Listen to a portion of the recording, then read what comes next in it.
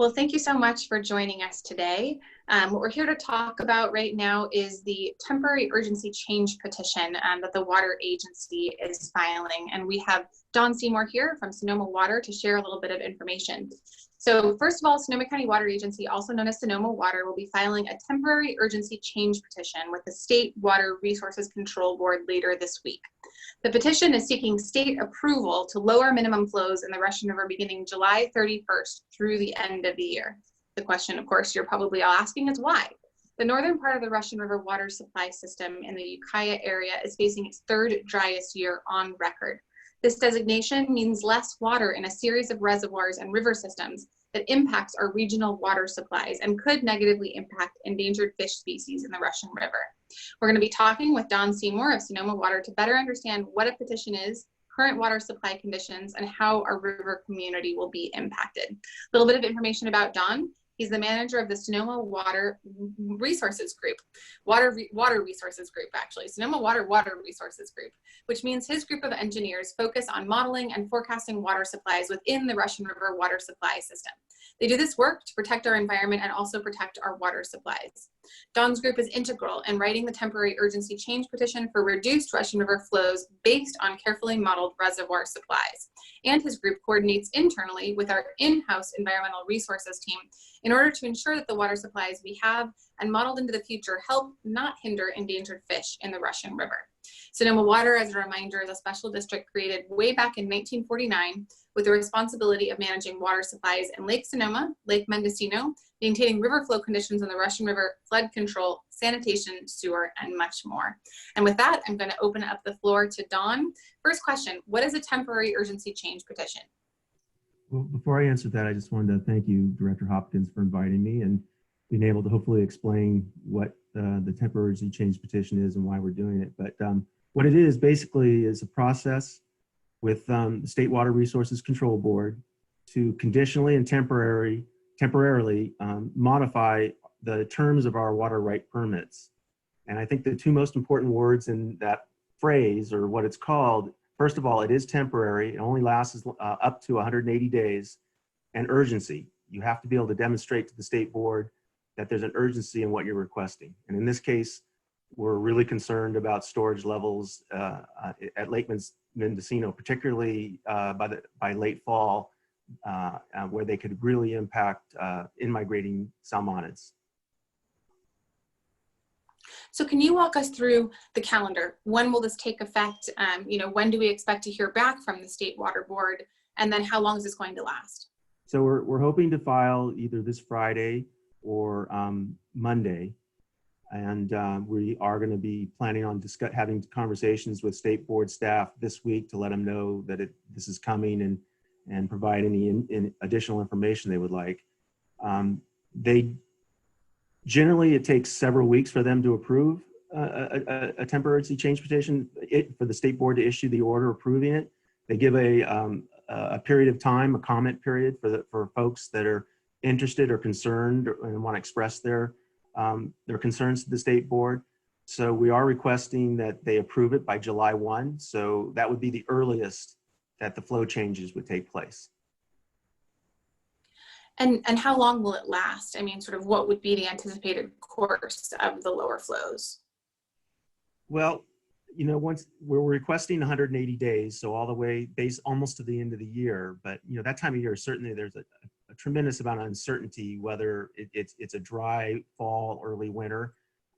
It would basically, just because of hydrology, if we started getting a lot of rain, we'd have a lot of flow in the river, and it'd be kind of meaningless. But if we have dry conditions that persist, kind of like 2014, following the 2013 drought, then it would stay in effect until all the way through January, close to the end of December. Okay, thank you.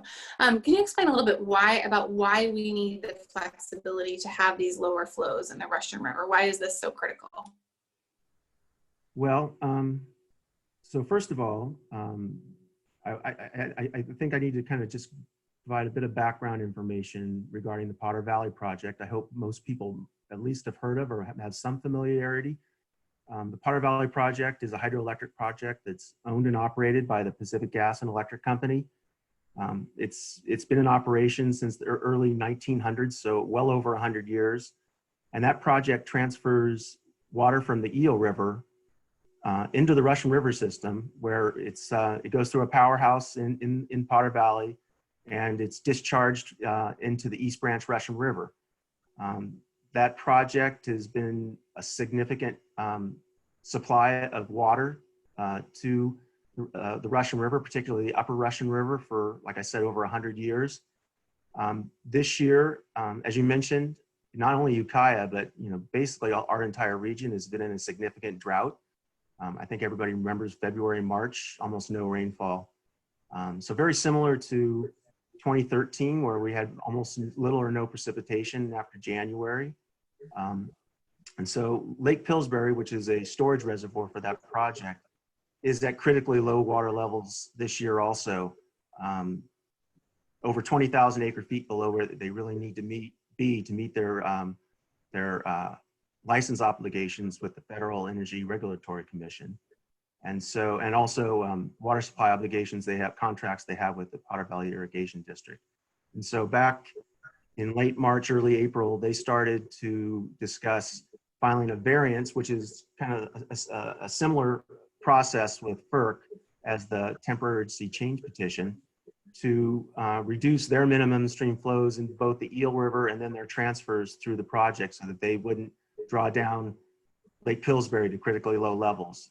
Specifically because of a cold water pool they're trying to maintain for endangered fish species in the Eel River, but then also to not draw the lake down too much, where they could actually have failure of the lake banks and potentially damage critical infrastructure.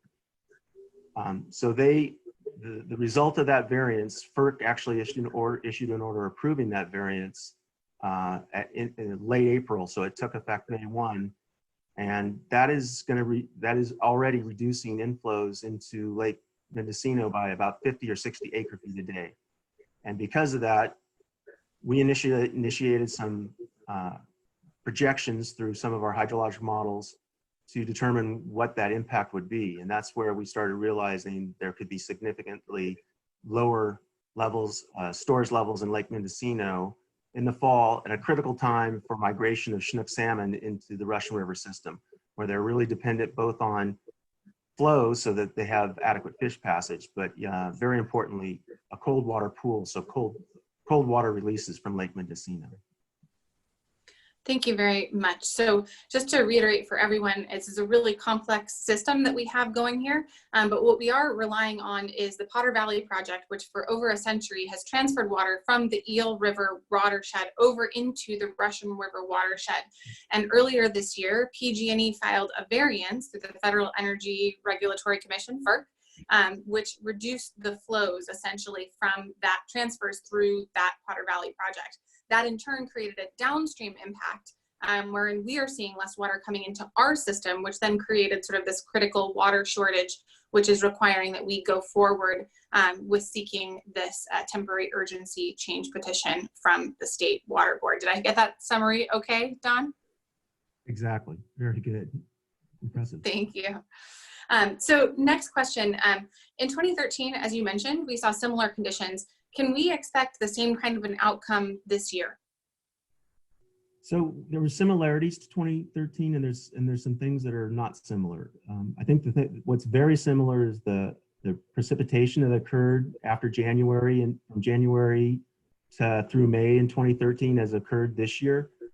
Some things that are a little bit different are we do have about 8,000 acre feet more storage in Lake Mendocino right now than we did in 2013. And that's due to a deviation to the flood control manual, I think you're aware of, that Sonoma Water received from Army Corps of Engineers.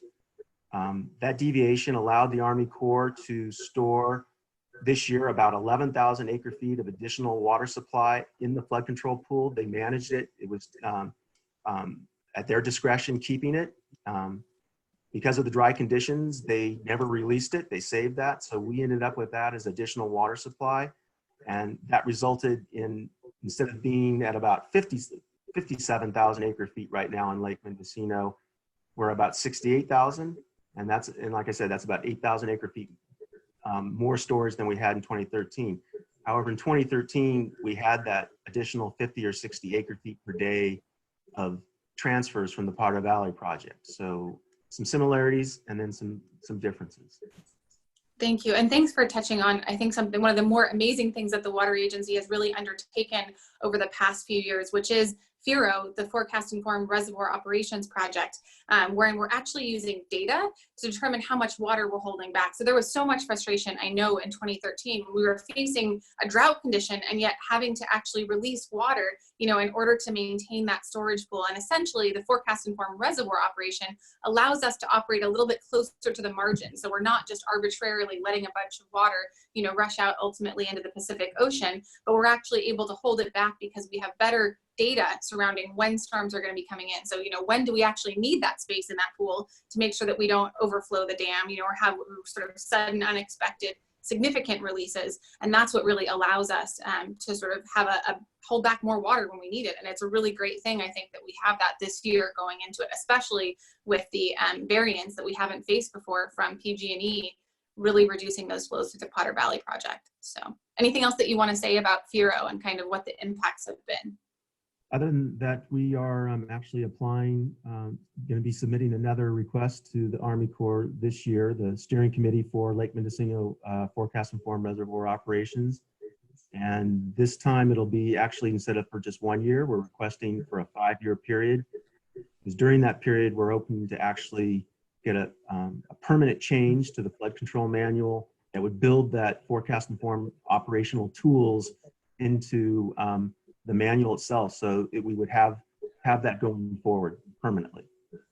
That's really exciting. And I also want to mention that FIRO actually has benefits for the Lower Russian River community as well, because the more data that we have about the atmospheric rivers, those are our big concerns when we're sort of going to get an atmospheric river slamming into Sonoma County, also is what causes pretty much all of the flooding in the Russian River. And so the more that we can get sort of accurate data, the more that we can predict when and where and how these atmospheric rivers will collide with Sonoma County, the better off our folks will be, because they'll be able to be prepared because they'll know what's coming. So I just want to say thank you and the entire Sonoma Water team for their leadership on FIRO. It's been a really great just intersection of science and governance to produce a better outcome for everyone, both with respect to knowing when floods might come and then also with respect to providing drinking water for folks.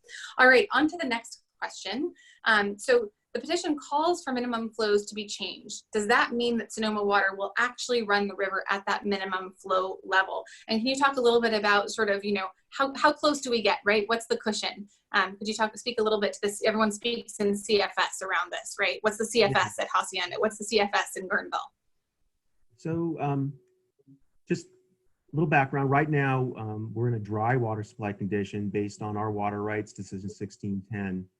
And that requires minimum flows on the upper river of 75 CFS. When I say the upper river, that's the confluence of the East Fork and West Fork down to the confluence of the main stem and Dry Creek.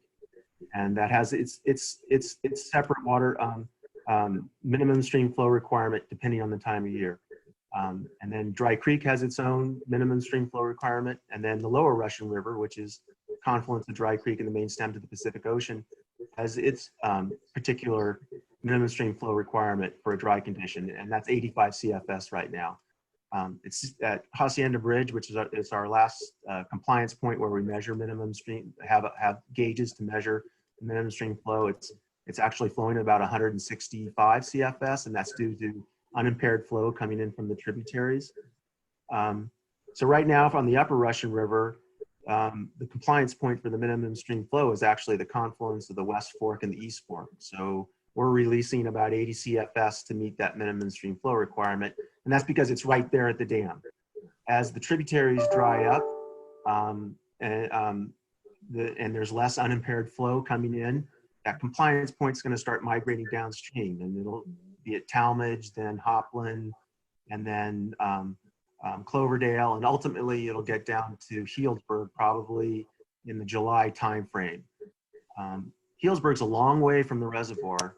It's probably 4, maybe even 5 days of travel time. Once we make a release, it's going to take several days to get down there. And there's a lot of uncertainty. There's a lot of diverters, authorized diversions in the Russian River, hundreds of them we don't have knowledge about how they're going to operate and when they're going to divert. So we actually will operate with a pretty big, with an operation, what we call a buffer. So at Healdsburg, I would expect the flows to meet 50 CFS minimum in-stream flow requirement and not drop below that. You're probably going to see closer to 70 CFS. And that's because we just don't know when water can be jumping out of the river and we wouldn't have time to react to it.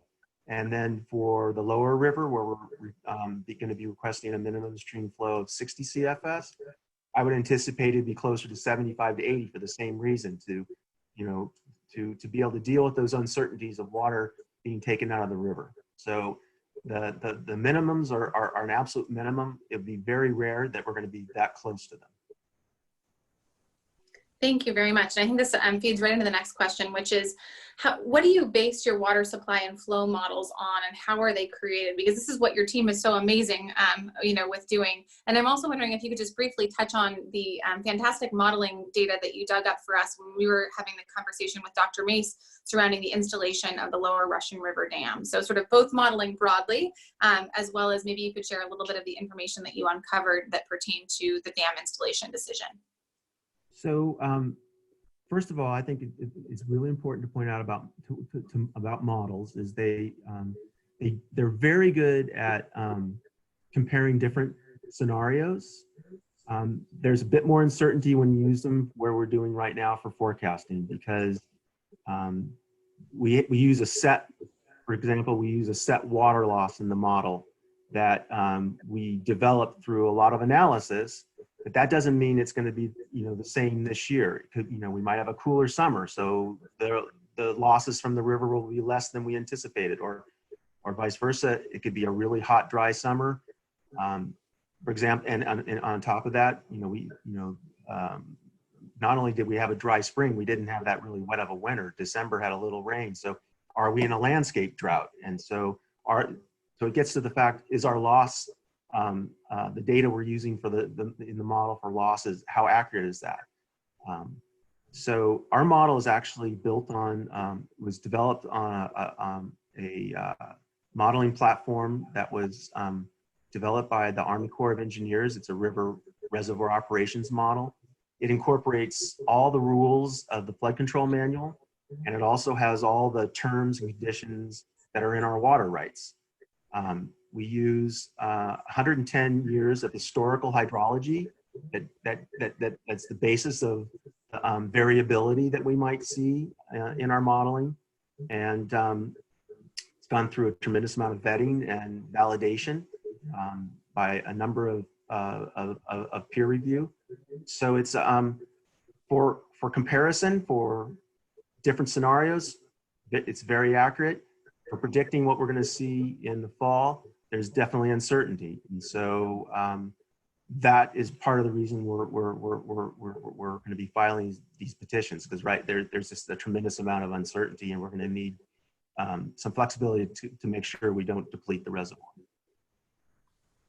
And then to your second question, in determining the impacts of raising or not raising the recreational dams on the lower river, and then also at Memorial Beach, that was a little bit different of exercise. That was really a GIS and satellite imagery exercise of being able to get those images of with the dams up and dams down at flows that were reasonably close to what we were anticipating this year. And that certainly was, I thought really presented visually the information pretty clearly on the impact those dams would have, especially on the stage, that how much of the stage they raises the river over a fairly long reach. I just want to say thank you so much, Don, to you and your entire team for producing that information for us, because that really allowed, Russian River Parks and Rec, our Director of Regional Parks, Bert Whitaker, and Dr. Mace to have an informed conversation surrounding, what would be the risks and benefits with moving forward with installing those dams. And what that data did show, and then we also actually invited some other stakeholders to the table, including Sweetwater Springs Water District and Russian River Fire Protection District, now Sonoma, part of Sonoma County Fire. And we actually realized that, with a narrower, shallower river, our firefighters wouldn't be able to respond with an air attack to, utilize helicopter sort of scoops for water with that narrower, shallower river. And so we are actually going to be moving forward with permitting the installation of the Russian River dams based on that information. And we're not doing it for tourism purposes. Want to be really clear. This is about fire protection and recognizing that we have very few places in the lower Russian River where we do have areas of water that are wide enough to allow a helicopter to actually access that water. And so that information was critical. I know that, I sort of reached out to Grant Davis with a, quick, could you do me a huge favor? I recognize that resulted in a quite fair amount of work for your team, but you guys turned it around right away. And I'm just really appreciative that we were able to make an informed decision as opposed to just kind of, throwing darts at a dartboard and saying, well, I don't know, this actually gave us what it could look like with and without the dam. So I just want to say a huge thank you. That was really, really appreciated. Well, I'm glad it was helpful. And I have a great group of engineers that are very talented. So it's great to put their skills to use. Yeah, we're lucky to have all of you on board. So one question, is if Sonoma County residents save water now, can that help with flows in the Russian River? Absolutely. If we cut back our demands, that's less water that we have to pull from the river from our facilities at Wooler, Mirabel, and then also other cities and districts that either are diverting water under their water rights or water supply agreements with Sonoma Water. So absolutely, every drop counts. And that's always going to be true. So we are moving into conservation mode now. So start thinking about those, shorter showers and, shouldn't be irrigating a lawn. You can definitely irrigate your veggies if you've got a veggie garden growing, but I think that it's important that we know that we can all participate in making sure that the Russian River's got enough water in her going forward.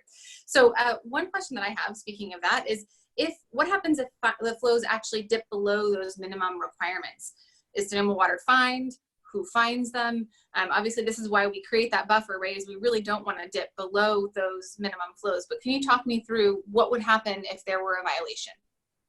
So the State Water Resources Control Board is the regulatory agency that oversees water rights and water right permits.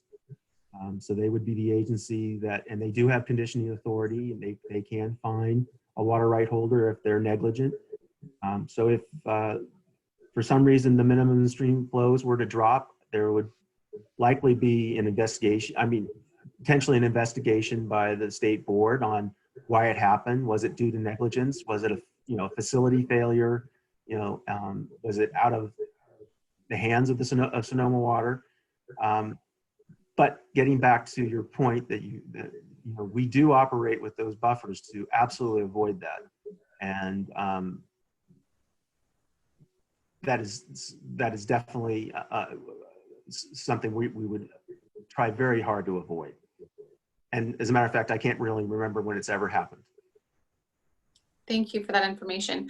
Now, one of the concerns always from the lower Russian River community in particular is that when we're looking at lower flows, what happens with water quality?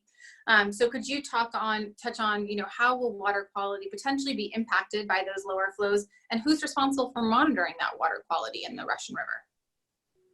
So when we file these temporary urgency change petitions, we work very closely with the resource agencies. So National Marine Fisheries, California Department of Fish and Wildlife, and for the water quality issue, probably most importantly, the Regional Water Quality Control Board, which is a sister agency to the State Water Resources Control Board.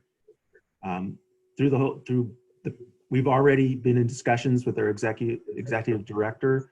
We anticipate working really closely with their staff. As part of our biological opinion fish flow EIR project, we have a very robust water quality monitoring program that we do annually. We will be working with the regional board to see if there's some modifications or additions that they would see needed. We work quite closely with the county's health department that also does water quality monitoring for bacteria and making sure the beaches are safe to be at. So we anticipate that process to really kick off soon on how we might be modifying the monitoring we're doing right now. On what the impact would be, it's really hard to say. Water quality is not just dependent on the current flows or the flows that will be occurring this summer, but also what happened in the winter from large flow events. Did we have lack of large flow events. So it's really difficult to say what those impacts will be. Last question, and thank you so much for spending time and being able to offering this opportunity to educate the community. How can people learn more? If they want to follow along on this process, how can they find out more from the water agency? Well, we'll be posting information on our website, which is sonomawater.org, and also the temporary urgency change petitions we file will be posted on the state board's website. So if you just Google State Water Resources Control Board, it will take you there. And as I mentioned, folks are welcome to comment and voice their concerns to the state board, and that is they take that in consideration when they prepare an order. And like I said earlier, there will be conditions and terms in that order that we're going to have to comply with if they do authorize reducing those flows. They may reduce them they may not allow us to reduce them to what we're requesting. They may make changes of their own. So I would encourage folks to follow that process, and again, we'll be posting on our website also. Great. Well, thank you so much for taking the time, Don. I really, really appreciate it and look forward to continuing the conversation. If there's more information available, maybe we'll circle back and check in again. But in the meantime, thank you so much for taking time out of your day, and enjoy the rest of your day. You too, Director Hopkins. It was nice talking to you. Bye. Bye.